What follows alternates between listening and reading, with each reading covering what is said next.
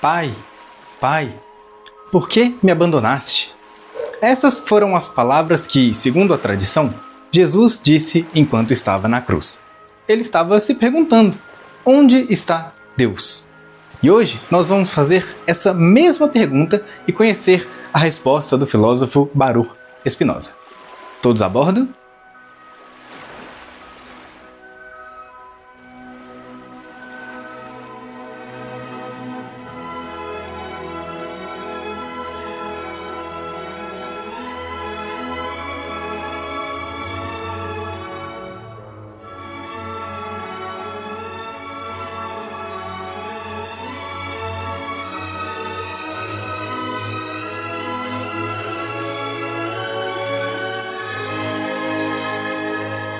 Quando eu dava aula em escolas, tinha uma aula em específico em que eu pedia aos alunos para que descrevessem Deus, para que definissem Deus em uma palavra só.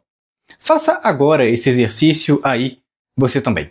Como você definiria Deus em uma palavra? Algumas respostas comuns eram poderoso, criador, perfeito, pai, senhor. De vez em quando aparecia também alguém que falava inexistente. Mas a palavra que nós procuramos hoje e que nós precisamos para dar sequência no episódio é infinito. No seu livro Ética, Spinoza define Deus como o ser absolutamente infinito. E o que significa isso? O que significa dizer que Deus é infinito? Será que significa que Deus está em todo lugar? Olha só, tudo aquilo que tem um fim, que é limitado, só pode ocupar um ponto no espaço. Eu só ocupo o meu espaço no universo. Mas uma coisa que não tem fim, aquilo que não tem fim deve estar em todo o espaço que existe, certo? Talvez isso signifique também que Deus é eterno. Afinal de contas, aquilo que tem um fim nasce e morre. Mas aquilo que é infinito sempre esteve aí e sempre estará. Esse tipo de reflexão sempre foi muito atraente para o garoto Baruch Spinoza, nascido em 1632 na cidade de Amsterdã, na Holanda. Aliás, é bem normal que ele se atraísse pela religião, afinal de contas, ele só nasceu na Holanda porque os seus pais precisaram fugir de Portugal por conta da religião. Ali no século XVII, a Inquisição portuguesa estava a todo vapor. E os judeus, como era o caso da família de Spinoza, eram alguns dos alvos prediletos da Inquisição. Além disso, a infância do futuro filósofo foi recheada com o estudo do Talmud e o estudo da Bíblia. Mas ao contrário do que a maioria dos garotos fazia, basicamente aprendendo e repetindo o que eles recebiam como ensinamento, o garoto Baruch tinha um grave defeito: o defeito de questionar. Olha, na visão tradicional da religião, existe uma separação clara entre criador e criatura. Deus é o criador e todo o resto é a sua criação. Deus está acima e o resto está abaixo. O mundo é um produto gerado por Deus pela sua própria vontade. Ele quis fazer o mundo, ele quis criar os animais, ele quis gerar a humanidade. Todas as coisas do mundo, as árvores, os animais, qualquer átomo, só existem porque a existência deles foi concedida a eles por algo maior que eles próprios. Esse algo maior é Deus. Porém, temos aí uma questão clássica da filosofia. E quem concedeu a existência a Deus? Quem fez com que ele passasse a existir? Quem criou Deus? Spinoza entendia que Deus não precisava de nada que o criasse. Mas não porque Deus é o criador bíblico, não. Spinoza entendia Deus como a substância. Deus é a substância incriada. E ser substância significa ser aquilo que não precisa de mais nada para existir. Ser aquilo que é a sua própria razão. É a identidade total entre essência e existência. E aí vem a grande sacada de Spinoza. Se Deus é a única coisa que existe por si própria, e todas as outras coisas dependem de Deus para existir, então, na verdade, Deus é a única coisa que existe. Não sobra espaço para mais nada. Todo o resto precisa de Deus para existir, então todo o resto não existe efetivamente. A única coisa que tem o grau máximo de realidade, a única coisa que existe verdadeiramente, é Deus. Tudo aquilo que nós vemos, que nós tocamos, que nós ouvimos, que nós sentimos, até mesmo nós mesmos, somos apenas manifestações de Deus. Nós somos partes de Deus. Aquilo que você chama de realidade ou de natureza é aquilo que Spinoza chama de Deus. Deus é o mundo e o mundo é Deus. Em Spinoza, Deus não criou o mundo. Não existe aquela história de criação em 7 dias. Não existe uma luz que seja diferente, que seja externa a Deus. Não existe um IP que foi criado por Deus. Não existe um Danilo que foi criado por Deus. Tudo o que existe é Deus e os seus infinitos atributos e manifestações.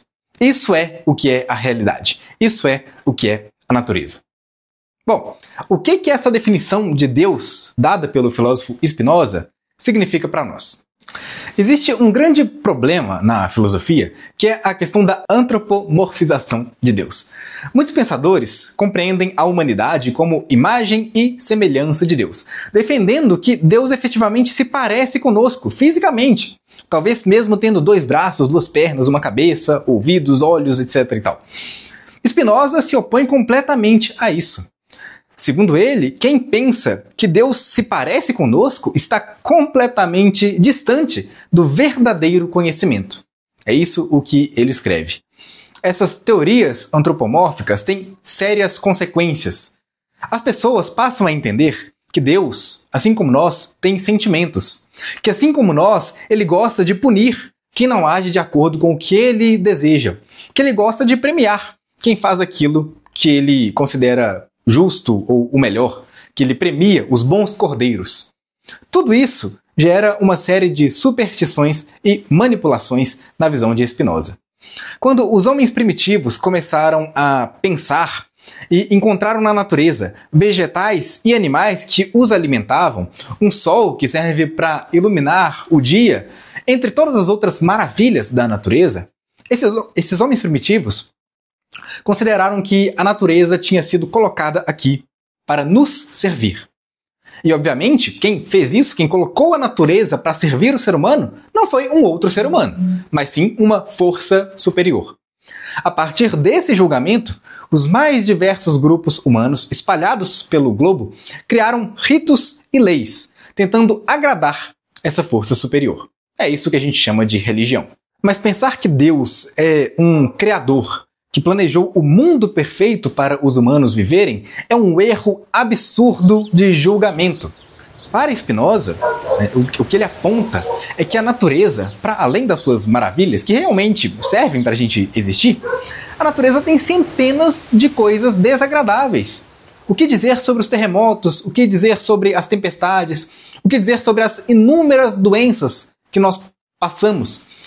Quem acredita num Deus criador também precisa acreditar que ele criou os aspectos miseráveis da realidade, não? Se Deus criou tudo, ele criou aquilo que nos serve e também aquilo que nos faz mal. Porém, poucas pessoas estão dispostas a admitir que Deus seja perverso, que Deus seja um criador malvado. Portanto, Spinoza também não chega a tanto. Ele apresenta uma outra saída. A natureza não foi desenhada por Deus para nos satisfazer. Aliás, os eventos que acontecem no mundo não são vontade de Deus. Enquanto o religioso tradicional diz que nem uma folha cai de uma árvore sem que seja da vontade de Deus, Spinoza diz que a vontade de Deus é o argumento da ignorância. Como assim? Olha só. Quando a gente se depara com algo que não sabemos explicar, algumas pessoas dizem que aquilo aconteceu porque era vontade de Deus. Mas Spinoza afirma que se nós tivéssemos um pouquinho mais de conhecimento, aí Deus nem entraria nessa narrativa. Não haveria espaço para colocar Deus como essa explicação para o mistério. Deus, para ele, como natura naturans e natura naturada, ou seja, os termos que ele usa para explicar que Deus é a causa e é o efeito ao mesmo tempo, Deus não deixa espaço para mistérios, Deus não deixa espaço para milagres. Não existem forças ocultas na natureza. O que seria um milagre? Um milagre é quando Deus intervém nas leis da natureza, produzindo um resultado diferente daquilo que era esperado. E esse resultado diferente beneficia uma pessoa. Alguém com uma doença terminal que é curada. Não sabemos a explicação. Bom, então é um milagre. Para Spinoza, o mundo é como é e não poderia ser diferente. Não existem milagres. Tudo é a natureza se manifestando, tudo é Deus se manifestando. E não existe contingência. Tudo o que é, é. Aquilo que foi e aquilo que será está necessariamente e absolutamente determinado. Se você crê em Deus e espera por um milagre, Spinoza te aconselharia a esperar sentado. Agora, se você quer viver como um verdadeiro sábio, em vez de esperar milagres, você deve se esforçar para encontrar as causas naturais dos fenômenos que tanto te afligem. Milagres não existem, mas o mais absurdo para Spinoza, no século em que ele vivia, o século XVII, era o fato de que qualquer homem que buscasse conhecimento verdadeiro era acusado como herege. A religião, portanto, para ele, não é uma força que permite a conexão com Deus. A religião é uma força que nos afasta do verdadeiro Deus, que é a natureza. A religião é uma força que nos empurra em direção à ignorância e à obediência cega. Existe um texto que circula por aí na internet dizendo que o Deus de Spinoza é um Deus que ama os seus filhos e que quer que eles aproveitem a vida ao máximo, que eles gozem e que eles aproveitem os rios e as montanhas e que ele nos deu todas essas coisas por amor. Esse texto, na verdade, foi escrito por um médium mexicano e não pelo filósofo holandês.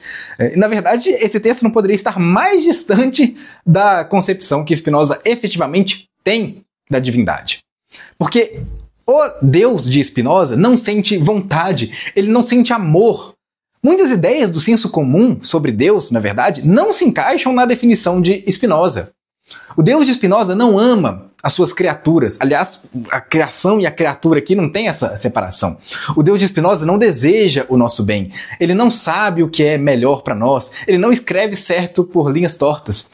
O Deus de Spinoza não criou o mundo como um ato direcionado aos humanos. O Deus de Spinoza cria o mundo por necessidade. Aliás, criar também não é uma palavra muito boa aqui, porque em Spinoza o mundo não foi criado como é no sentido bíblico, porque se fosse assim, o mundo seria finito, né? O mundo não existiria num momento e daí Deus foi lá e criou. Não, não é assim. Se o mundo fosse assim, teria um começo no tempo e no espaço. Mas o Deus de Spinoza é o próprio mundo, é o próprio tempo, é o próprio espaço. O espaço e o tempo fazem parte do Deus de Spinoza. O Deus de Spinoza é infinito, não tem começo nem fim, portanto não existe momento da criação. E dado que o Deus de Spinoza é infinito, ele tem infinitas manifestações, ou seja, ele se demonstra de infinitas formas. Formas essas que Spinoza chama de atributos. Dentre os atributos de Deus, nós, seres humanos, conhecemos dois: o pensamento e a extensão. Deus é uma coisa pensante e Deus é uma coisa extensa.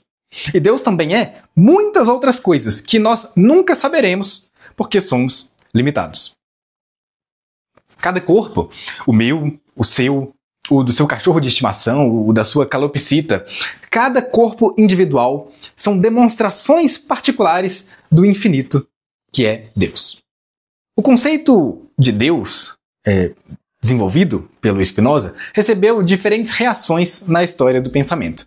Existem aqueles que veem um mau uso da palavra Deus. Se for para falar da realidade, da própria natureza, que se use então o termo realidade, ou o termo natureza, ou o termo substância. Deus é outra coisa, e Spinoza deve ser classificado como ateu. Também existem aqueles, como Albert Einstein, que interpretaram a natureza efetivamente como o único Deus que há. Sustentando as ideias do filósofo, a natureza, em todas as suas manifestações, é o verdadeiro Deus. Esse é o panteísmo de Spinoza. E Einstein escreveu numa carta, quando perguntado se acreditava em Deus, que sim, ele acreditava no Deus de Spinoza. Todavia, no século XVII, a principal reação às ideias spinozianas foi de espanto.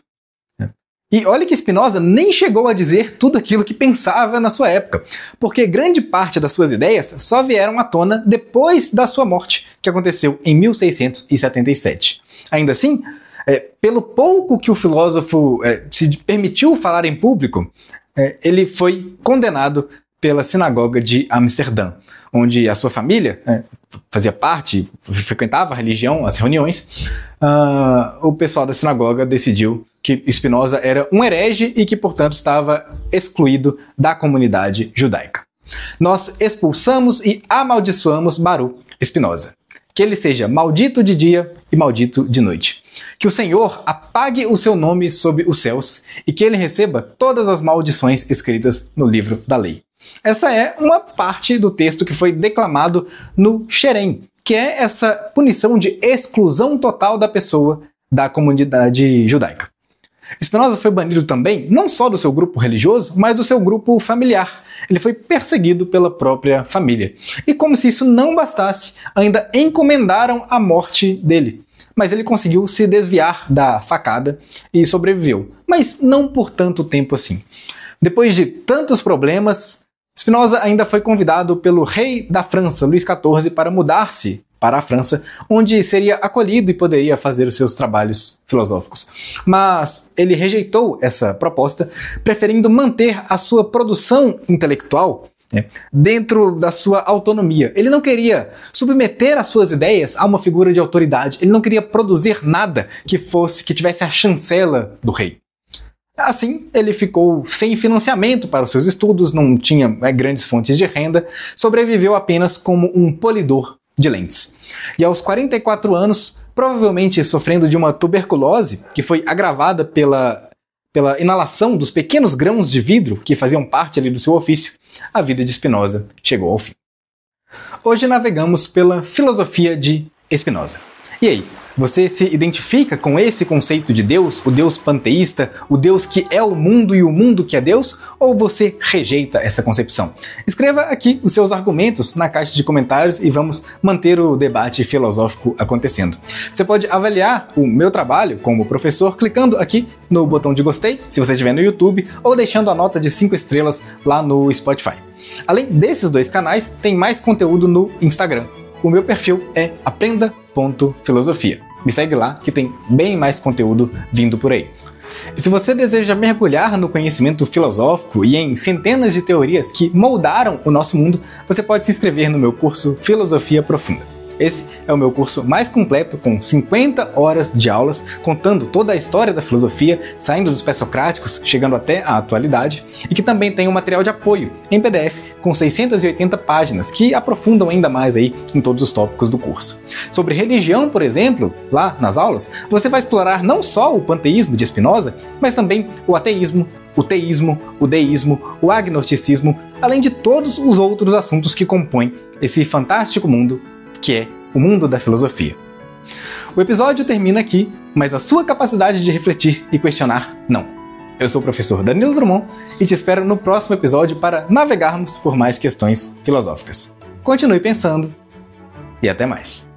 Olá pessoal, meu nome é Yuri, tenho 28 anos, eu trabalho na área industrial, mas desde a época do cursinho e pré-vestibular, as pessoas perguntavam o que eu gostaria de fazer como segunda opção e eu sempre dizia filosofia, mas eu nunca entendi o que era filosofia. E com o passar do tempo, eu decidi fazer por hobby. Conheci o curso do professor Danilo por um podcast do Spotify. E à medida que eu fui ouvindo o podcast, eu fui me interessando cada vez mais, porque a filosofia de forma resumida que você consegue entender e grava na mente. E uma dos melhores podcasts que eu vi foi a respeito de Descartes. Então, de forma resumida, eu consegui entender, aplicar e... Enfim, pessoal, eu tô amando o curso.